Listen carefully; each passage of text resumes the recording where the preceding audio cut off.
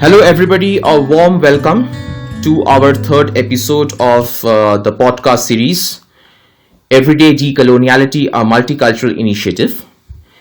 And in this episode, we are very happy to have Debadrita Chakraborty as the speaker of this episode, with whom we will interact.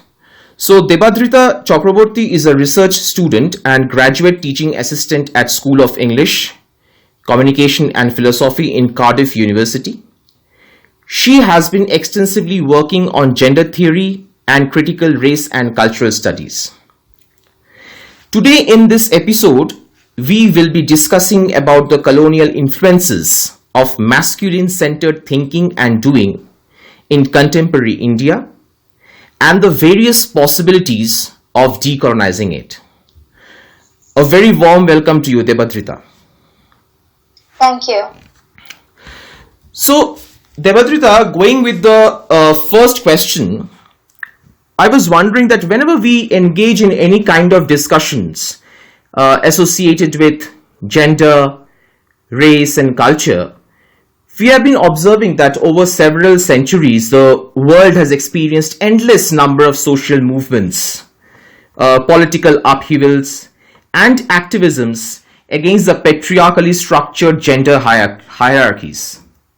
But at least with respect to my experiences in India, what I really feel is that with the prevailing issues of homophobia, sexual objectification of women, religious orthodoxies, biological orthodoxies, and sexual orthodoxies, the situation has not much changed. The society continues to adhere to the various socio-religiously defined gender hierarchies on the one side, and also they celebrate the colonially constructed natural laws for sex and gender on the other. So with respect to the process of decolonizing masculinity, what are some of the prominent features of colonial masculinity in collaboration with indigenous beliefs that continue to dominate contemporary India, you think? Right. Before I talk about the collaboration with indigenous beliefs that continue to dominate contemporary India, I think we need to look back in the past and talk a little bit about what was colonization about and what kind of contribution it made towards the gender system or the gender roles that we have in India today. So we have had post-colonial discourses and post-colonial feminist discourses, both in the past and in the present, who have made and they continue to make it very much clear to us that the empire as a construction, it relied on the maintenance of carefully designed gender roles. But that being said, I think colonially constructed gender binaries, or as we know it as, coloniality of gender, which was a term coined by decolonial feminist Maria Lugonis, I think it needs to be visited, this concept of coloniality of gender. So we need to come to terms with the fact that colonialism did not impose pre-colonial European gender arrangements on the colonized. Instead, it imposed a new kind of a gender system that created very different arrangements for colonized males and females than for the white colonizer counterpart. And under this new colonial gender system, the categories of, say, male and female and man and women became binarily opposed and hierarchical, and something which did not quite exist in the pre-colonial societies prior to Western colonization or British colonization. Now, when I say this, I do not really mean that pre-colonial India did not have any gender hierarchies, or there weren't any dichotomous oppositions. But what I mean is that the coloniality of gender, I think it brought about a kind of a homogeneity in colonial India's gender identity, I think. And if you would know that, I can give you an example here, is The example being the codification movement of the 1880s, where the castes and the tribes who were traditionally outside the Varna system or the caste system, they were basically amalgamated together and brought within the Hindu code of law, which was made as a canon. And all these tribes and these indigenous groups, they had their own set of codes, their own set of laws, their own set of customs, their own set of traditions, and they had to be and the British whitewashed all of them, so that those people could be included within the Hindu code of law. So the Hindu code of law became a homogeneous code of law for all those people who lived within the margins of Hinduism or who practiced Hinduism, but they had a plural concept of Hinduism. Right.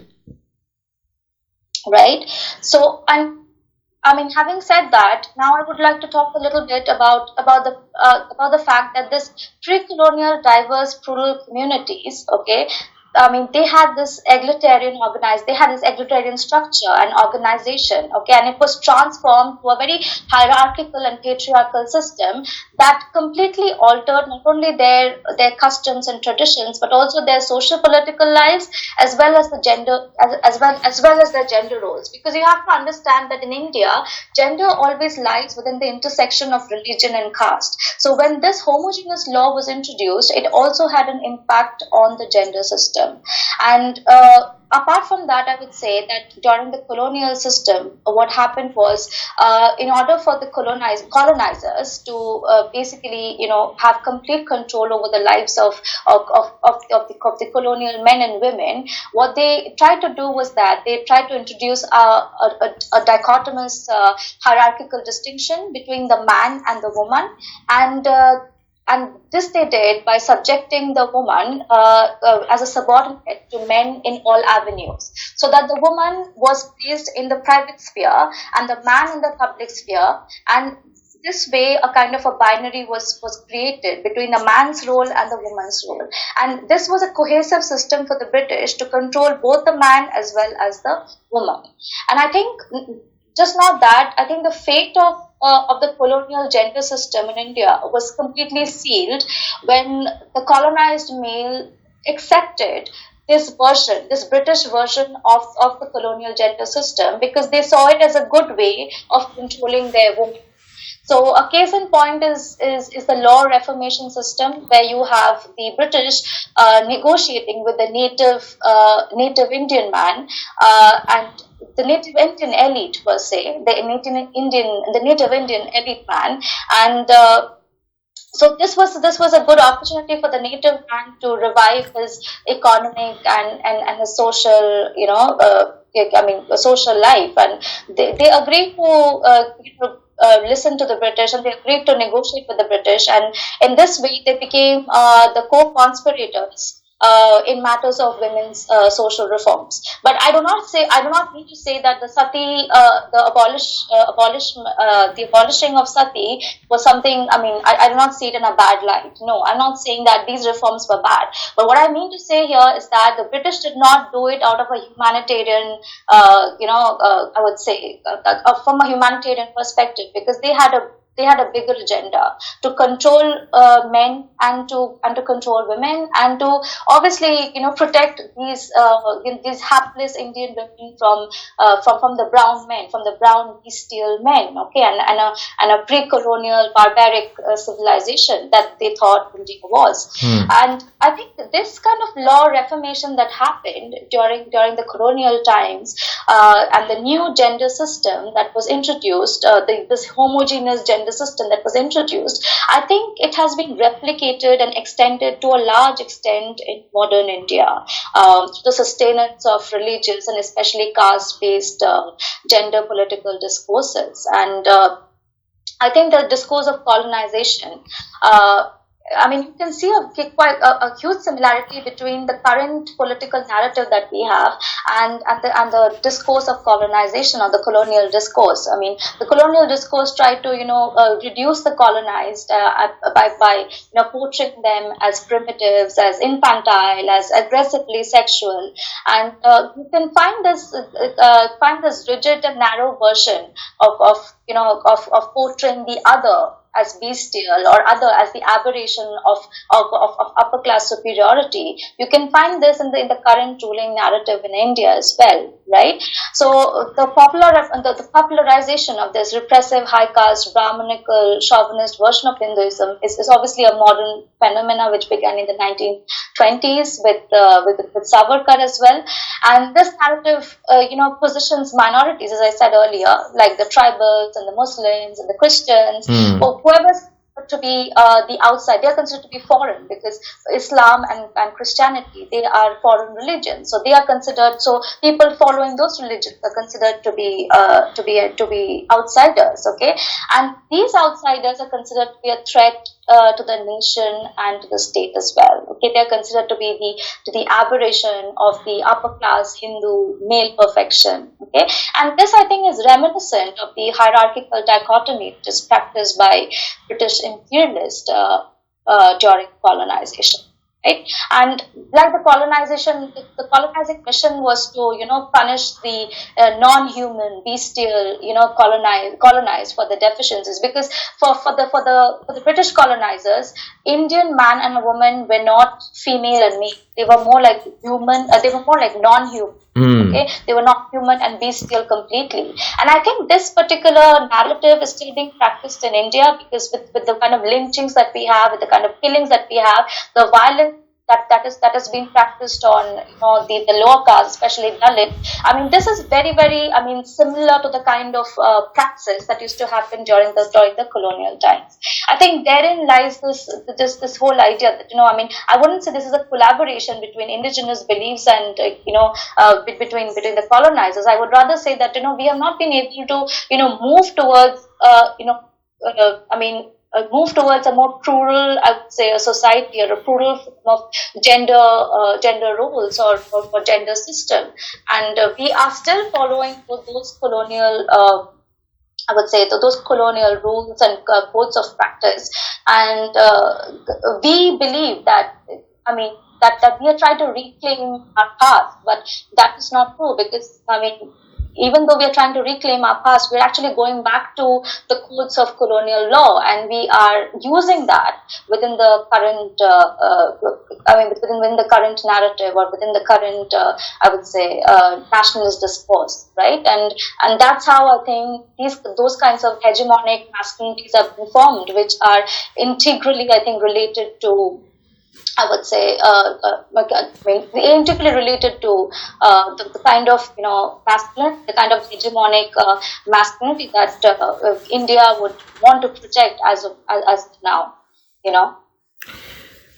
Yeah, this is very, very interesting. And in fact, thank you so much for detailing out this aspect of hegemonic masculinity. And as you were sharing this aspect, I was wondering that how this problem of colonial masculinity is actually not only just emerged at the time of colonizers. We just can't hold the colonizers alone responsibility, but also from the pre-colonial era, the loopholes that existed at that time, the religious, the cultural, the communal loopholes that existed, the colonizers just took advantage of it and further widened it. And in fact, because of this reason, I feel kind of that with respect to the challenges of gender today that we see across the country, maybe this is one of the major reasons, among several other reasons, that India's position appears to be in a very confused state.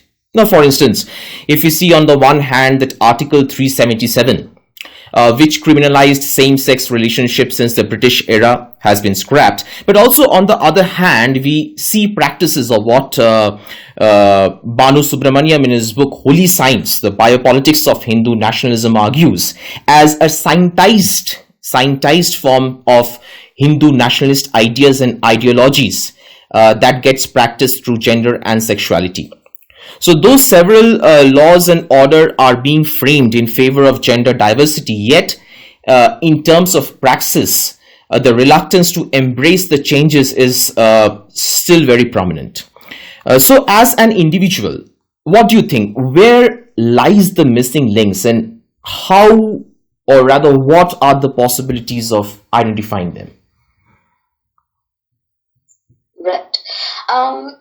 First of all, I would like to say that the scrapping of Article 377, or the decriminalization of homosexuality in India by the Supreme Court, it sparked a lot of social debate. You must have seen the tweets which basically said that we were a very we were it was I mean a pre-colonial society was very unlike the kind of society that we have today. I mean, we had we had Sufi saints who were who practiced who basically believed in a plural and a gender, I would say, a plural form of gender, and I mean that actually had a lot of. But then there was a social debate as well as to whether we are heading towards westernization, okay, or progress, or are we heading towards decolonization, which I call an alternative form of progress. Okay, I prefer it that way, because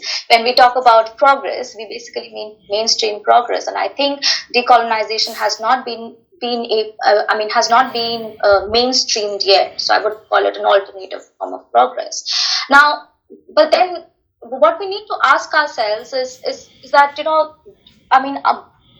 were we really decolonized? Was India really decolonized when this Article 377 was scrapped? Okay, or what do we really mean by decolonization in India? We need to ask these questions to ourselves, because the moment we talk about decolonization, I think what emerges from India is a rhetoric of Hindu nationalism, or militant nationalism, or Hindutva nationalism, so to say, and when we talk about the whole idea of decolonization, we also talk about the fact that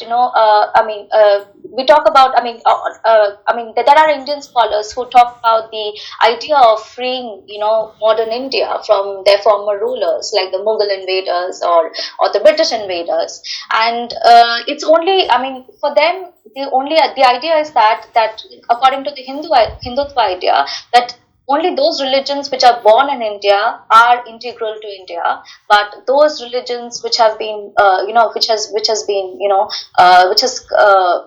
has traveled to India are basically considered to be foreign, and therefore those people practicing it are considered to be foreigners or outsiders. So this is the kind of discourse or narrative which is practiced both within the academic discourse as well as within the mainstream society as well. I mean, even if you look at the history books, you read in newspapers and articles that even history books are being rewritten. Okay, to minimize the contribution of Muslims, and even Muslim cities are being renamed with Hindu names, and even the contributions of our I would say of our freedom fighters are being questioned, because are being reassessed, because Hindutva followers or Hindutva narratives believe that they are divisive figures who have undermined Hindu unity. So this whole idea so for them, decolonization is all about reclaiming our past.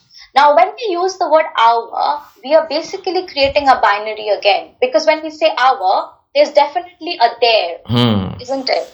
It's like an us, we us versus them kind of a binary.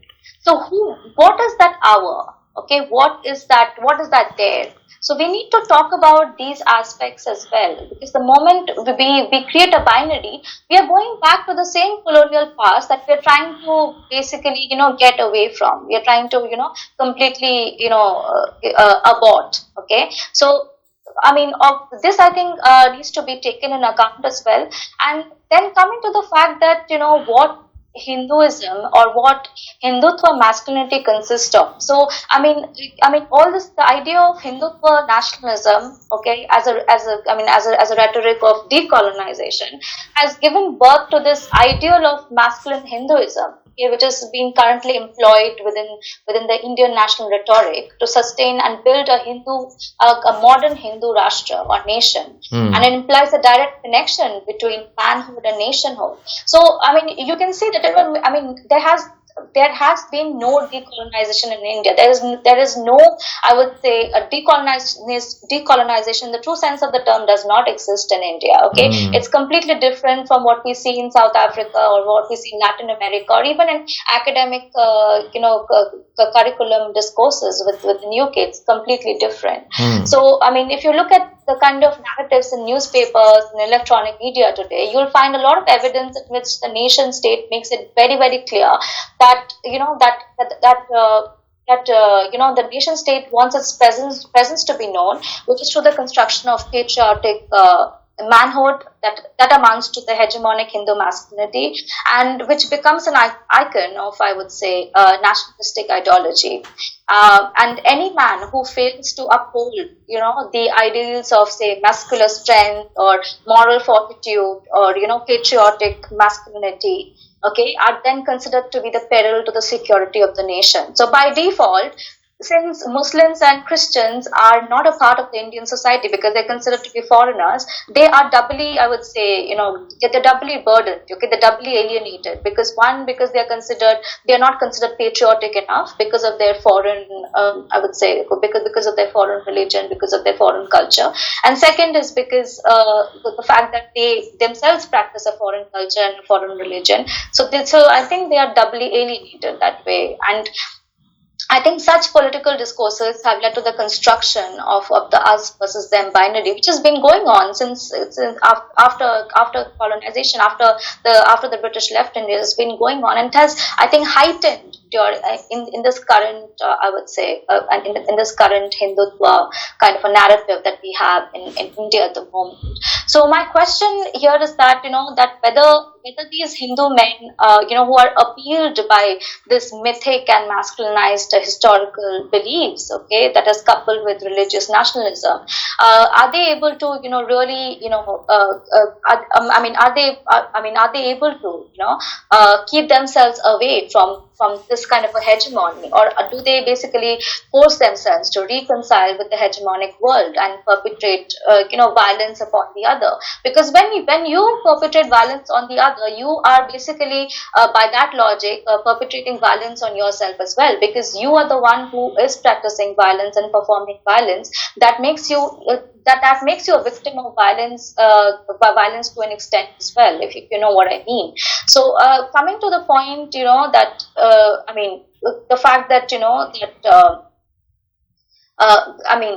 there are missing links. I think the missing link here is the fact that, what consists of decolonization in India? Is decolonization something that has been practiced in countries like South Africa, Latin America? Is decolonization all about decolonizing the gender? Or is it about, reclaiming our past, which is the Hindu nationalistic past, or the Hindu, patriotic past? And that, I think, kind of watches this hegemonic Hindu masculinism that we have in India today, I think. So, the whole idea about decolonization needs to be reworked and reframed in India. And we need to, as academics, we need to constantly ask ourselves as to, why do we need to go back to the past and not look into the future and, from an objective morality, rather than, keep going back to the past and reclaiming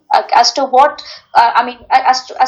reclaiming something that had, as you said rightly, that had loopholes in it as well, So that, I think, needs to be, talked about, to be discussed through conferences, through workshops within academia, as well as in mainstream societies as well. Yeah, that's very interesting. In fact, when you were just talking about that, I think this is a very important question you raised, that what is exactly decolonization in India?